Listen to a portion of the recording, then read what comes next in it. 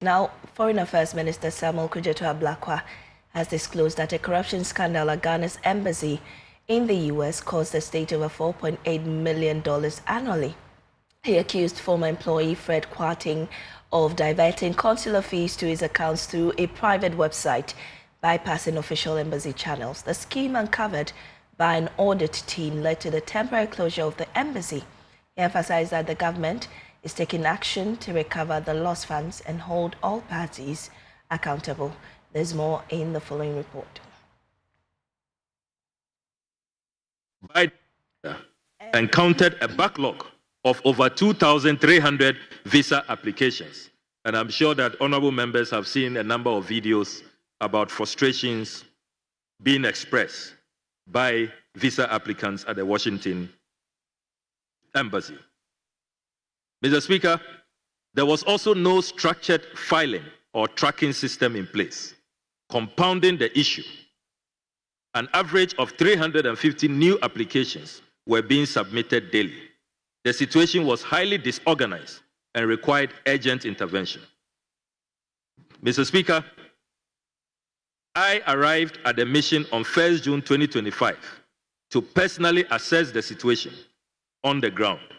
During my visit, I held meetings with both local and home-based staff, where I clearly conveyed the government's position on the matter. I underscored that Mr. Frederick Kwarting, the principal suspect in this case, along with any accomplices, will be held fully accountable under the law. This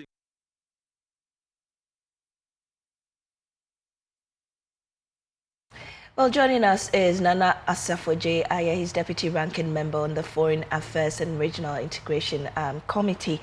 Nana, what do you make of the decision taken by the Foreign Affairs Minister and also the issues ongoing about the scandal? Okay, so thank you very much. I'm grateful for the opportunity. I mean, my position and that of the minority's position is not new. We've been on this matter for some weeks or months now. We do not have any problem with the minister trying to probe, inquire, ensure discipline, sanction people who have done wrong and all that. We don't have any issue.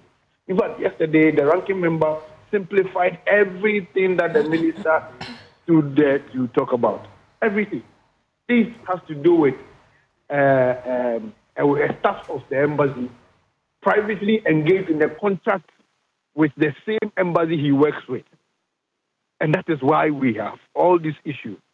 So some of us, we have our own issue and position on this matter. That's why we have requested for the report. But the point is that we encourage the minister to go ahead and do his investigation and probe.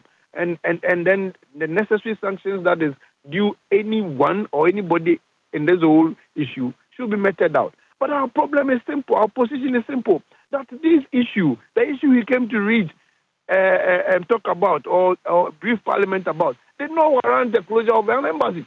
No, it never warranted the closure of an embassy. That was not a good grounds to say you have closed an embassy.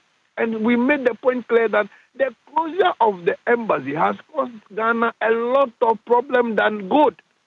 And that is our position. Well, we emphasized it again on the floor of Parliament yesterday.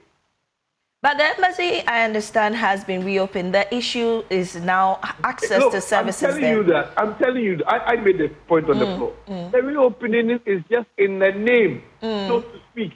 Nothing proper is going on. Look, now the real people from Ghana has not fully integrated into the Washington embassy. Okay. A section of people from, New York, that are taking charge of the Washington embassy as of now.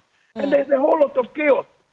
So we are saying that no, you collapse the system and they didn't have a plan to fix a new system before you collapse it. And that is what has caused all these problems. The minister should have taken his time, should have done a lot of work, should have done a lot of engagement, a lot of consultation, and put down another plan before collapsing what was existing.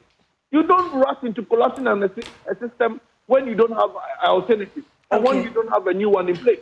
And that is what has caused all those challenges, all those, problems that we are facing. These are people complaining, videos all over, disgracing Ghana. That is what is happening, and that is the cause. And our position is clear on this matter. Okay. One, all right. The minister shouldn't have closed the embassy because of the issue he raised on the floor of Parliament.